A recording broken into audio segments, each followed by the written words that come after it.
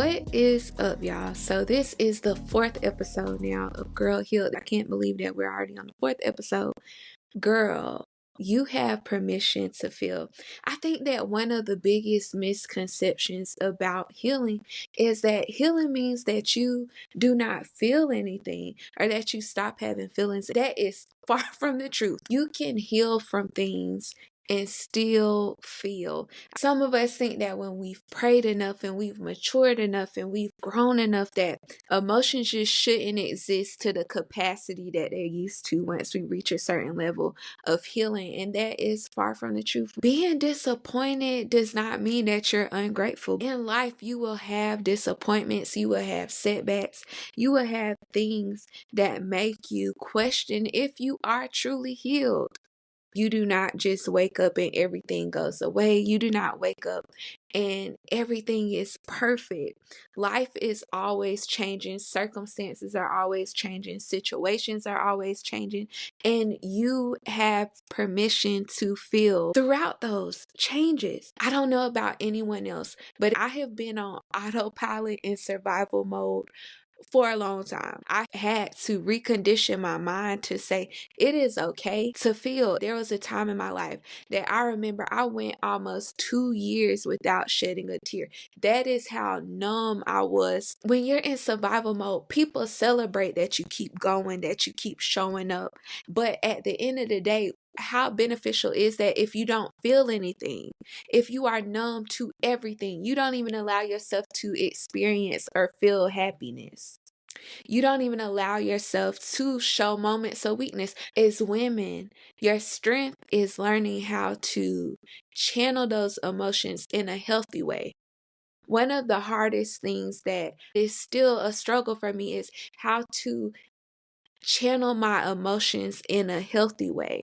Because if I'm being honest, I can be avoiding in some spaces. And now I'm finally allowing myself to feel. I'm allowing people to get close enough to me to where they could hurt me or hurt my feelings.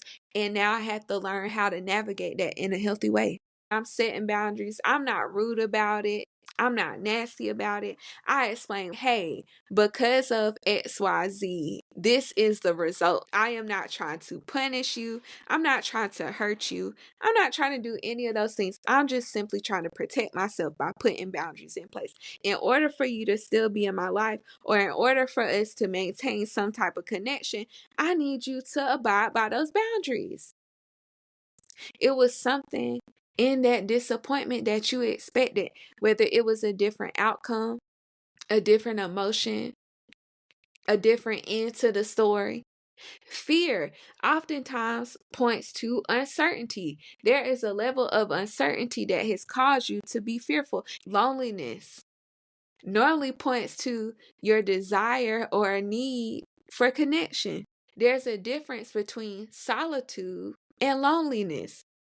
Solitude is I'm at peace by myself. Loneliness points to you need some level of connection. The emotion itself is not the problem. The problem is that you refuse to investigate where the emotion is coming from. People never truly consider what it costs you to reach a place of peace, where everything is balanced, an equilibrium emotionally, where you have worked so hard to create peace that now you don't want anything to jeopardize that. Some of us don't even know how to sit with ourselves because we are scared of ourselves. We are scared to face the woman in the mirror. We avoid silence. We avoid solitude. We distract ourselves by being surrounded by people. Oftentimes we find ourselves where we are staying busy. We are staying productive. We are staying accessible. We stay needed. Some of us need to free ourselves from wanting to be needed or feeling like we are validated through being needed. You cannot heal what you keep minimizing. And it doesn't even have to be pain. It could be loneliness that you're minimizing. You're trying to convince yourself that you are not lonely. You are trying to convince yourself that you do not desire marriage, that you do not desire a family. And it's not because you don't desire it. It's because you have a belief that you want to obtain it. We have to rewire our minds. We have to be honest. Hear me, for those who are single. We are not going on 5 dates a month because we're truly trying to find somebody. We're going on 5 dates a month with different people because we are trying to mask and cover up things we haven't dealt with. I'm all for dating to get to know people, but at some point, what is the substance of this connection if we talk for a month and then I'm to the next person, and then we talk for a month, I'm to the next person? All this time has gone by. I've talked to all these people and there's no connections made because I'm not trying to connect. I'm trying to find something to cover up my pain. Don't allow your past to hinder your present. One of the most powerful things that I've had to learn is, even if it's painful, allow yourself to feel it. Allow yourself to process it. Allow yourself to go through it.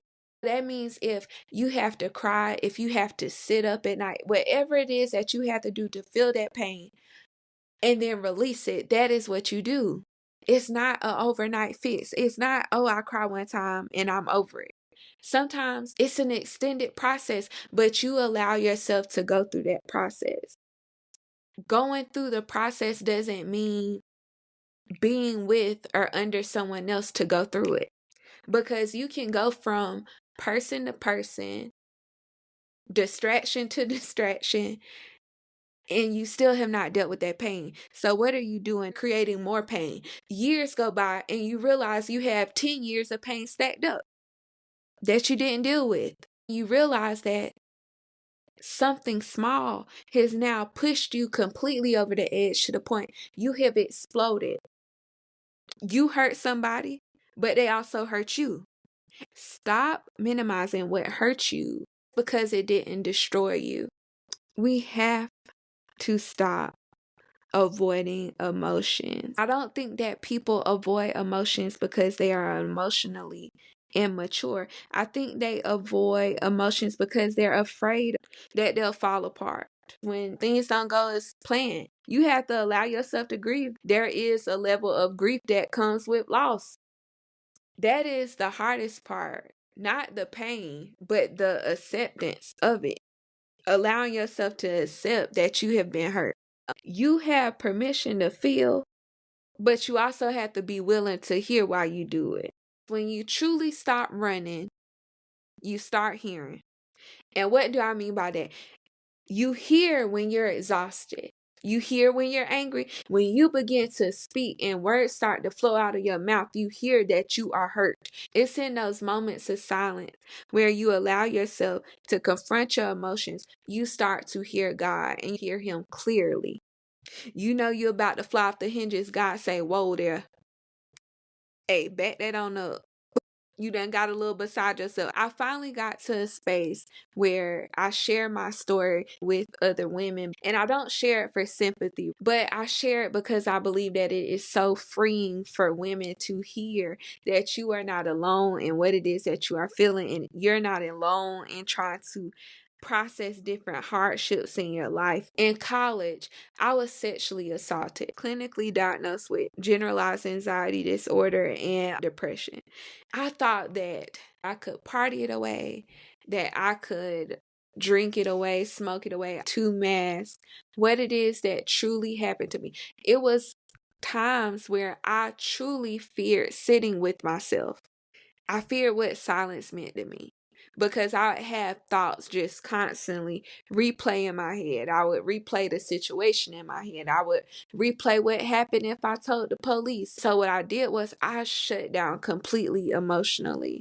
I was in predicaments that were dangerous for me and harmful to me, and I couldn't even feel those because I didn't allow anything to come out, but I also didn't allow anything to come in. I was dating this guy, and I was telling him like all of these things that happened to me. I will never forget one thing that he told me. He said, I hear what you are saying, but I want you to realize that if you do not tear down the wall that you have built up, while it is safe for you and it keeps you safe, it does not allow anyone to come in. And so I don't know who I'm speaking to, but there is a wall that you have built up and you desire certain things in life, and it does not even have to be relationship related. It could be your career, your education. We think that our emotions do not tie into them, but they do. And so you have to truly allow that wall to come down in order for you to be free. In order for you to be able to regulate your emotions in a healthy way, you have to allow that wall to come down. Because while nobody is getting in, you are not getting out. Use discernment, of course, but allow yourself to truly be seen. Because there is somebody that will love you for you, all of you. Not just the smiling you, the joyful you, but the you that also has been through some things, the you that also hurts, the you that also has emotions that you are trying to navigate in a healthy way. And it doesn't mean that you have baggage, it means that you have had human experiences. We don't heal by skipping steps in the process. By me healing things that I endured in my past, it did not mean that the person was off the hook or that I took the easy way out. Feel it, but do not build your home there. Meaning, feel the grief, but don't build your home in grief. Feel the disappointment. Don't build your home in disappointment. Feel the heartbreak. Don't build your home in the heartbreak.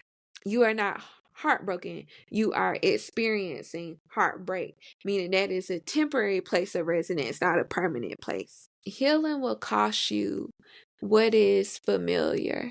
There will be some places that you can no longer go. There'll be some people that you can no longer see. There will be experiences you can no longer allow yourself to experience. Environments you can no longer put yourself into. There was a version of you that accepted crumbs because you were afraid to be alone.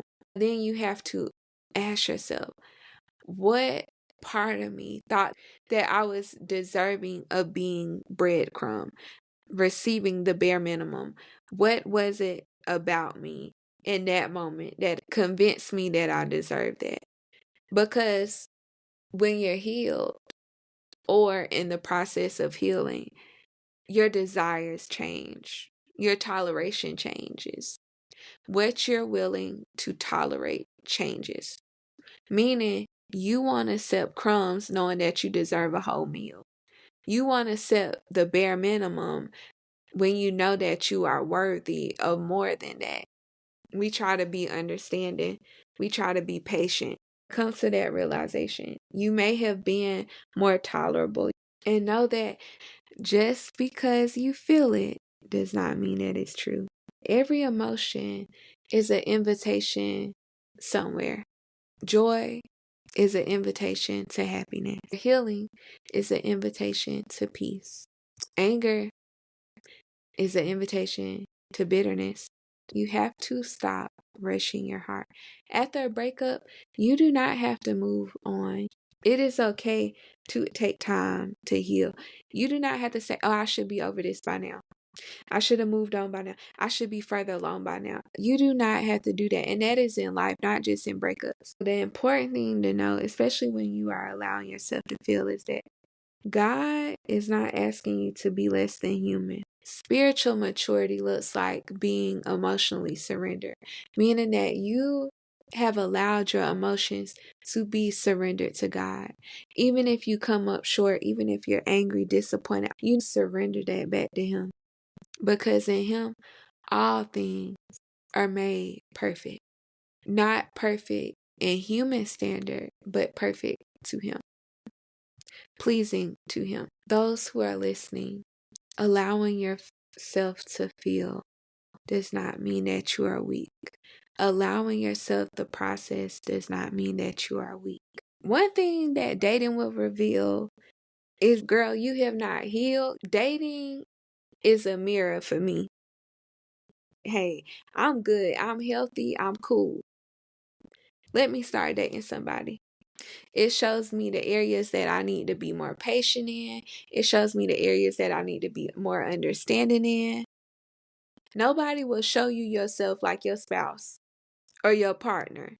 Be honest with yourself. Admit to yourself that I thought I had it all together. I thought I healed. That only existed in my singleness, because now I'm dealing with this person and everything is coming to the forefront. Sometimes it's easier to point the finger outward than to look inward and actually do the work. You can think that you heal all of these things, whether it be fear, insecurity, until you meet someone. Your healing is not the responsibility of other people. Your healing is your responsibility. Give yourself permission to love. You are not Miss Independent.